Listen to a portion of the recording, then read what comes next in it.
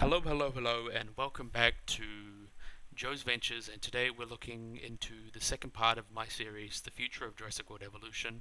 And in part one, we took a look at the story DLC, and today we're taking a look at Dinosaur Packs that we'll be getting through 2020 and into summer 2021 with the release of Jurassic World Evolution 2. So let's get into it. First, we're going to start off with the rules.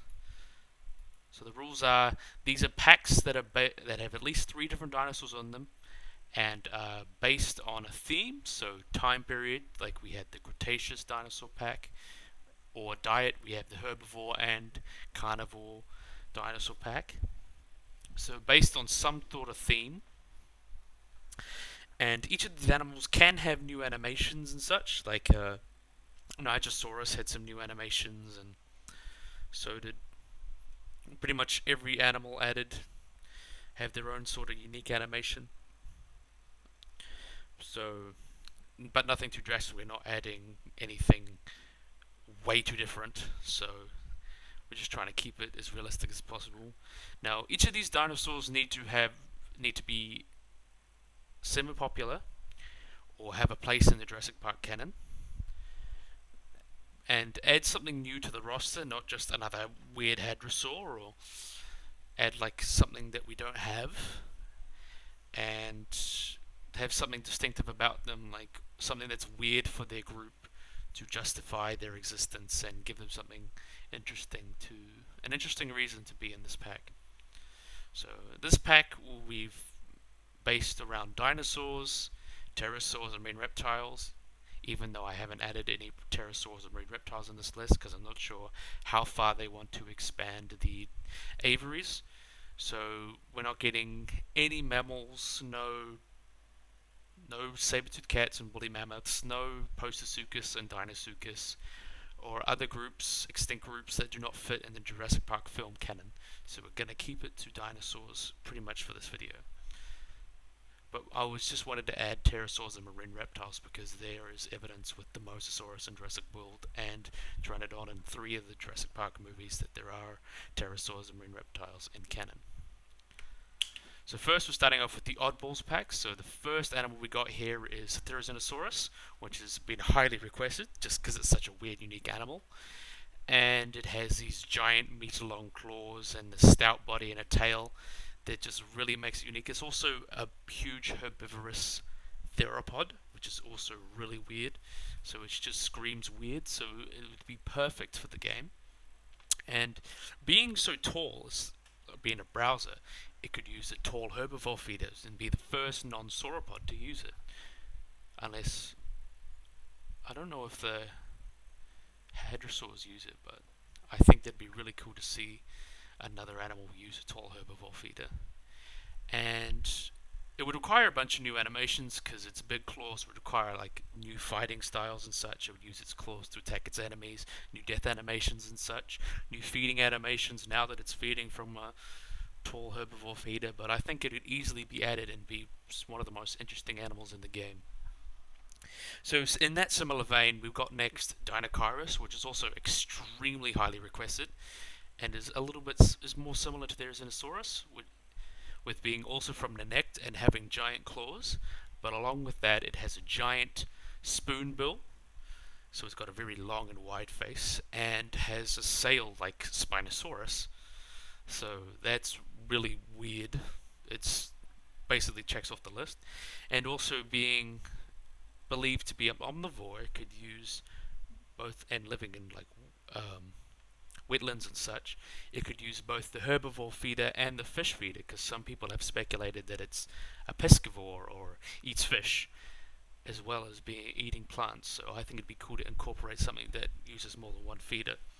And being an animal that's adapted for wetlands, it could also reuse the wetland need and be the first non-Spinosaurid theropod or non-Spinosaurid in general to actually require wetland as a need. And similar in the vein to Therizinosaurus, it would require some new animations, simply just because it's eating from different feeders and such. So I think it's to be a really interesting addition, and yeah, one of the most highly requested animals in the game. Now we're getting on to kind of either or. They're both very similar, so I didn't really bother with deciding which one. So Oviraptor slash Gigantoraptor, which are a very unique theropod with a crest and also very bird-like, with a large crest on the front, with a beak and teeth in the back of the throat and such, or back of the jaw, and believed to be an omnivore as well from Namek, so or just Asia. So it's a very similar formations to all these three. It just seems Namek was breeding weird animals, wasn't it? So it used both herbivore and carnivore feeders, which would be really interesting to have our first omnivore in the game. And the only real difference between Oviraptor and Gigantoraptor is size. So you could either have a smaller animal included in this pack, which I would recommend, but also you could have Gigantoraptor, which is more on the similar size of the previous two animals, so you could have like a giant Oddball Pack, which would be interesting. So with Gigantoraptor being about 8 meters long, similar in size to Dinosaurus and Dinosaurus, while Oviraptor itself is similar in size to the in-game Velociraptor. Well, you could add both, it just depends what Frontier wants to do. And now this picture that I have here for reference is actually a mod for Jurassic World Evolution, so I think even if they didn't add it, you can still get your own Oviraptor too. I think it's on the ModDB Nexus Mods page, and done by Siaka, who's a very talented artist. And just be aware it replaces the in-game Deinonychus, which I don't think a lot of you will miss, but if you guys really want an Oviraptor, here it is. So next, moving on to the next group. So we have Carnival Oddball, so a bunch of really weird, unique carnivores here. We'll start off with Concavinator, which is from Europe, and has a weird sail on its back that you can see in this picture here. It has goes in divots and then gets long around the hip and then goes down. A very weird shaped sail, which makes it very weird and distinct. And it's also a medium-sized carnivore, about 6 meters long or so. I think this game desperately needs some smaller carnivores, and not like really small ones or not really big ones, just something in the middle, medium. And believe it or not, it's now canon, because there was specimens of the statue here is actually made by Universal and was featured in Fallen Kingdom. So this could actually be based off this model here, which is actually canon now. So I think it'd be interesting, because it does look a very interesting model. We'll be interested to see how that moves around in game. And we'll see who can say no to another dinosaur. And next we've got a bit more of a weirder one. We've got Madagascasaurus, which is a small carnivore with an extremely weird jaw. If you see here, it's got these forward-facing teeth, which are specifically adapted, believed to be, for catching fish and such, similar to Spinosaurus and other Spinosaurs. And it actually is from Madagascar, with the same formation as Majungasaurus. So Majungasaurus won't be the only animal from Madagascar now, and he could have a friend. And being a fish, believed to be a fish eater, it could use both the fish feeder with its new animation, since it's smaller than both Spinoraptor and such. It would probably require a new animation or something. And being that it could also have a wetland need, so it would need a certain amount of wetland in its closure. So yeah, another animal that uses the wetland need.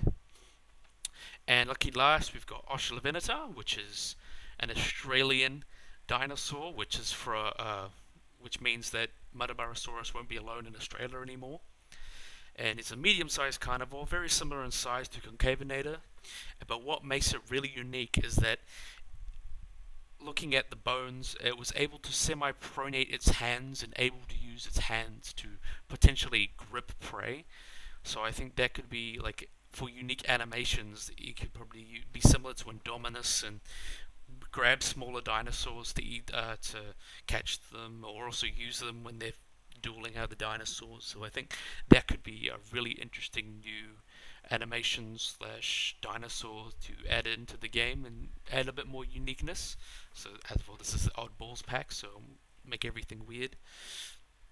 So having that to attack the Indominus like it does, like grabbing goats, maybe on a smaller scale because it's not quite as big, but I think that they could really take that into an interesting place.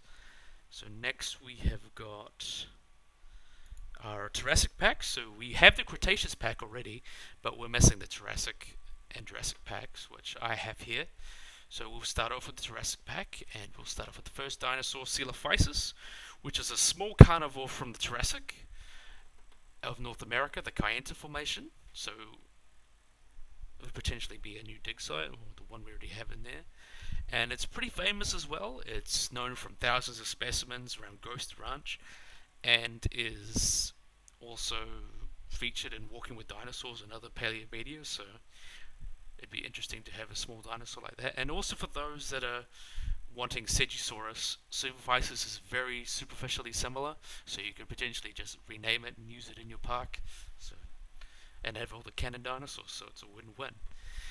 So next we have got something a bit bigger this time. We've got Plateosaurus, which is from the Jurassic as well. It's about a medium-sized herbivore, about 10 meters long.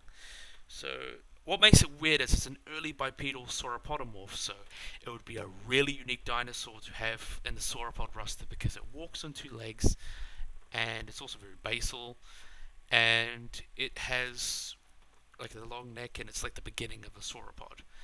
And also pretty big too. I imagine you could probably somehow retrofit the hadrosaurs for a good rig for this. And also being from Europe adds some diversity to Europe because most of the dinosaurs in the game now are from America. So it's nice to have more dinosaurs from another place in the world. And now we're moving on to Scelidosaurus, which is a small armored dinosaur. I know it's early Jurassic, but I think it's worth it to have it in this pack. A small armored dinosaur from Europe that could potentially be bipedal, which we don't have a bipedal dinosaur, armored dinosaur in game, so that really adds the uniqueness factor. And it's an early thyreophoran, which means it's related to, it's like a really basal thyreophoran, which means it's related to Stegosaurus and Ankylosaurus, so it adds a pretty unique member to that group. So I think that makes it a worthy addition to Jurassic World Evolution. So now that we got those three done, we'll move on to the next pack. We've got here the Jurassic Pack.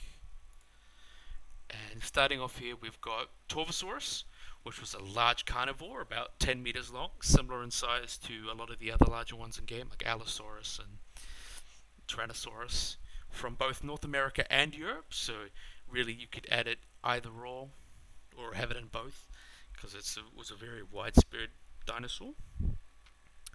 And is a megalosaur, which is not really represented by any other animals in the game. There isn't really a megalosaur, which is a very unique group, like a kind of earlier-ish group to leading on to Spinosaurus, so like a very, I think, a worthwhile addition to the game. And this is actually a mod that replaces the Allosaurus, this picture here, made by Harlequin, who's a very famous modder for a lot of games like Zoo Tycoon 2 and Jurassic World Evolution. So it would be really interesting to see how Frontier manages to make their own Turbosaurus and see how that comes out. So next we've got Miragaia, which is a medium-sized stegosaur, about 6 meters long, from Europe as well.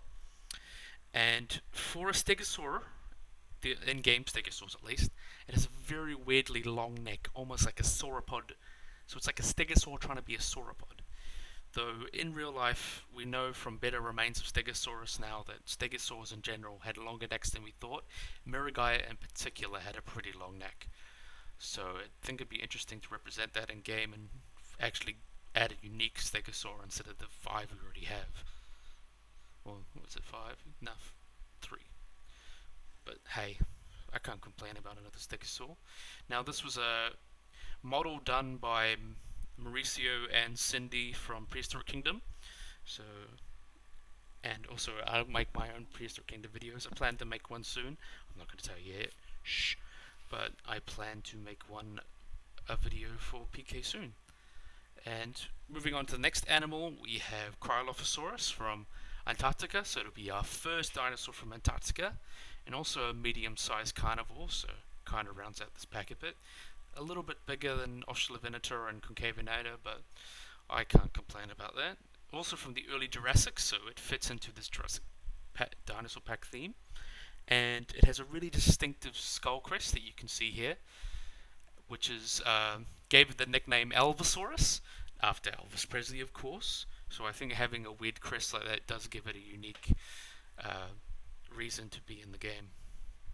So moving on now, these are dinosaurs that I think could either be added in story DLC or just for whatever reason they could be added in. So to start off, we have Thescelosaurus, which is a small herbivore about 4 meters long, very similar to Dryosaurus, but not that closely related. And I think for people that want to keep their enclosures like accurate to the formations, it'd be interesting to have a smaller animal running around your enclosures that is from Hell Creek or Lake Cretaceous. Also good food for T-Rex, but we know people like this. And next we've got Psittacosaurus, which is another small herbivore, about 2 meters long, similar in size to the Homocephali. And what makes it weird is it's a bipedal ceratopsian, so it's a very early ceratopsian with these weird bristles and such. Now, this reconstruction here was based on a fossil that was so well preserved you can even tell the color. So it'd be really interesting because they did a similar thing with Borealis pelta, which is pretty accurate. I think the color's just a bit dull, but it'd be interesting to see if they tried to be like really scientifically accurate and added a skin that looks like this. And this model here was done by Rob Nichols, and I think he did a wonderful job of representing what it looked like. So next we're going to be going to Protoceratops, which is another famous ceratopsian. It's also quite a lot smaller, similar in size to Psittacosaurus. And the real difference here is it has got a frill, and it's also quadrupedal, so it more fits along the lines of the ones already in game. And also being from Asia, it's quite famous for the dueling dinosaurs fossil, with Protoceratops fighting in like died in combat with a velociraptor. So I think those little tidbits like that, and just being a generally well-known dinosaur, and being smaller, which because smaller dinosaurs always are needed to give life to some of these big enclosures, so you can see smaller animals scurrying around. I think that makes Protoceratops a worthy addition. So now we get through the smaller dinosaurs, we're getting onto some bigger ones now. We got Pachyrhinosaurus from North America, which is also known for having quite a big nasal boss on its face. Unlike animals like Styracosaurus and Centrosaurus, it just has a big lump of keratin on its face, makes it a big butty looking animal. And the reason I added it to this, because it's actually seen in the game files, which maybe because they couldn't decide whether to call the Sinoceratops in game Sinoceratops or Pachyrhinosaurus, but even then I think its unique face really does make it a worthwhile addition. And next we're going on to a sauropod. So we've got Atlasaurus from Africa, a medium-sized sauropod about 15 meters long, similar in size to the Camarasaurus in game. And it has really weird proportions just because it has like a really short neck and really long legs. So it's got kind of this weird gangly look, which I think would, done right, could fit the Jurassic Park style quite well. And I think it warrants it unique enough to be put in the game. And now I've got one of a special one of mine, Ludosaurus, which personally I think is a really unique animal. And I think this is quite worthy of a place in game, because it's also from Africa. So it shares a similar formation to Nigersaurus, Tyrannosaurus, and Suchomimus, all of which are already in game. And it's a medium-sized herbivore, about 9 meters long or so, closely related to Iguanodon, so could use similar animations, similar to how Tyrannosaurus used the similar animations. And what makes it also weird is that it's a very long neck for similar to Miragaia. It has a very long neck for its group. It's almost trying to be a sauropod. It's like a iguanodon trying to be a sauropod, which I think makes it quite unique looking. And there has been some hypotheses about it being semi-aquatic, so it could also have a wetland need and be another animal that requires a wetland need. So I think that adds just a little bit more uniqueness in terms of gameplay, so it won't just be the Spinosaurs using the wetland need, you'll have other dinosaurs using it as well. So here we're moving on to the last group of animals. We've got here, starting off with Diaboceratops, a smaller ceratopsian, about 5 meters long, medium size, not smaller like the Protoceratops and Stegosaurus, but not as big as Triceratops and Torosaurus and such. And I think it's really a worthy addition because it's got these very weird head and crest. So we've got these up on the frill. It's got two horns splaying outwards, and also the brow horns on it curl up, kind of like a candy cane. So I think that definitely makes it interesting and unique enough to be added in game. And this one's a bit out of left field, but I really like the addition of this one. Elaphosaurus from Africa is from the Tendiguru Formation, so very similar to Kentrosaurus. So those two have probably lived in the same area, and is a medium-sized carnivore, about 6 meters long.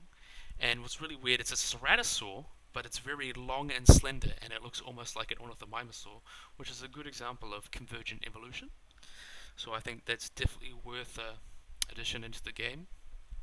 So now to add some more Asian diversity, we've got Shunosaurus, which is another medium-sized sauropod, about 10 meters long, from Asia, and shares the formation with Chukingasaurus, Dilophosaurus, Gigantospinosaurus, Huangosaurus, and Momentiosaurus in game. So it helps flesh out more of the Asian roster.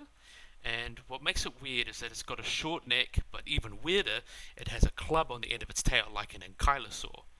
So I think just that alone makes it really interesting and worthwhile. Similar in size to Chimaerosaurus as well, so fills out that little roster and also gives us another Asian sauropod. So now we're continuing on to sauropods. We have the Amargasaurus. It's another very similar size, but is a Dicraeosaurid, which is the group of diplodocids, so closely related to Diplodocus, from the early Cretaceous of South America. But what makes it really weird, it has two rows of giant spikes going down its neck. So I think that makes it definitely unique enough to add it to the game just because of the weirdness factor and also the high neural spines that go down the back. It gives it like a pseudo sail, which I think is quite interesting and makes it a worthy addition. And also just fits, gives more diversity to South America. So moving on to the next animal here, we've got Camptosaurus, which is a medium-sized herbivore from the Morrison. So for people that want to make enclosures with a lot of, it's just like a bigger ornithopod rather than Dryosaurus, so we get just a slightly bigger one that runs around, and you could also use it as like Tenontosaurus for Deinonychus and such. So I think that would be quite interesting.